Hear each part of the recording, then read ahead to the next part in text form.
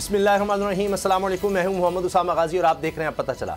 इंतखाबात की तारीख के ऐलान से शुकूक व शुबहात के बादल छट चुके हैं। सियासी इस्तेहकाम की राह में हायल छोटी रुकावट दूर हो चुकी है, लेकिन बड़ा चैलेंज अब भी बाकी है। ये चैलेंज साफ शफाफ इंतखाबात के इनेकाद का है, जिसे इलेक्शन कमीशन ने निगरान हुकूमत की मदद से पूरा करना है।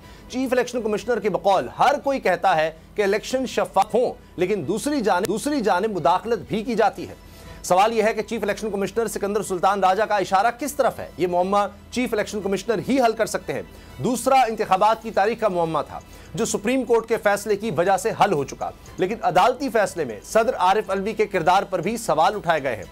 सुप्रीम कोर्ट का कहना है कि गैर आईनी तौर पर असेंबली तहलील करना गद्दारी के जुम्रे में आता है और हैरान कुन तौर पर सदर के पास असेंबली तहलील करने का इख्तियार नहीं था, लेकिन सदर ममलकत ने असेंबली तहलील की।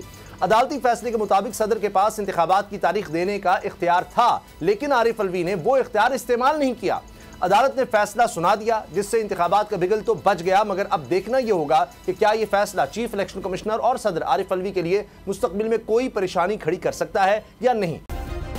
सब्सक्राइब करें और बेल दबाएं ताकि कोई खबर रह न जाए।